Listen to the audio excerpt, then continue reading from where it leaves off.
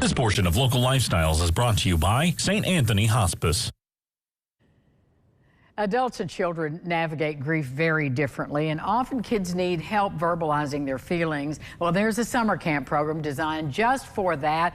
Jennifer Phillips is back this year. She is the child and adolescent counselor for St. Anthony's Hospice. Always good to see you. It's summer camp time. It is. It feels it too. It does.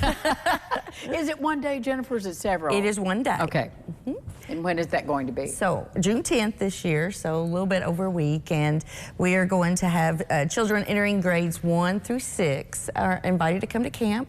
It is free as always, and the camp's kind of set up with free time where they can interact with peers who maybe have also had grief experiences, and healing circles is what I call them. And so that way, you know, I see kids in schools and in my office, but it's just me. And I can tell them they're not alone, but they may not believe me.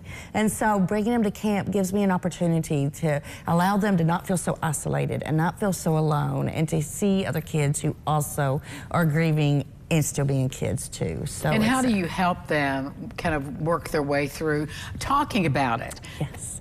Well, kids do not sit like you and I are sitting right now. Right. Kids play, and that's how they work. So the camp is set up with various play activities to talk about the grief, talk about feelings, talk about how we cope. All of those big official adult terms, and we just do it in kids' language, which is play. And so one of the things we're doing to start out is we have my friend, the grief monster, here. And isn't he clever looking? He is. I love the way you use the Kleenex box. Yeah. Way to go. Yes. And grief monsters are born the day that our loved one dies. And they're very scary, and people tuck them in, and they hide them, and they ignore them. And guess what? Those monsters are going to come out if we don't deal with them. And so they make their own grief monsters when they come.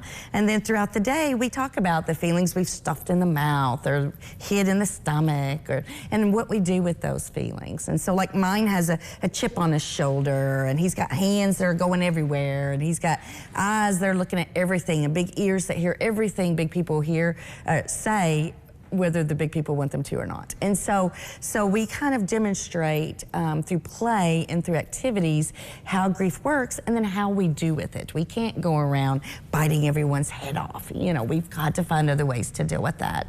And so essentially through camp, we explore that in a variety of ways. And how do you help the parents, grandparents, the people who are the adults in these children's lives, keep that conversation open and going? That's got to be a challenge too. It is, and I love that part of camp, to be honest with you. I love my kids, but at 4:30 we bring the families, guardians back, and it can be anyone significant in their family, not just a parent. And they do a family activity, and so we're very upfront. You know, so many parents will say, "Oh, my kid won't talk." Well, guess what? They're coming to a grief camp, so they got an idea of what they're supposed to talk about. Sure. You know, and so they just naturally evolve from there. And so when the parents come back and the kids are talking and we're talking about it, then the parents are like, "Oh, we get to talk about it too." So they do a memorial project together that they take home, and then we always close with a very sentimental closing ceremony where we actually release butterflies that take messages from us to our people in heaven, just as the Native Americans thought that they probably did. It is. I've participated in that. It's really powerful. How do we get our kids signed up? Very easily. You just call this number on the board, 631-8950, and you'll leave a message, and then I call you back as soon as I see it pop on my email, and I get you all registered. And I'd like for you to do that by June 5th, though. That way we make sure we have all the supplies we need for everyone who comes. All right, Jennifer, thank you for what you do with such enthusiasm and commitment. I appreciate it. Well, my pleasure. We'll be back with more Lifestyles right after this. Stay with us. This portion of Local Lifestyles is brought to you by St. Anthony Hospice.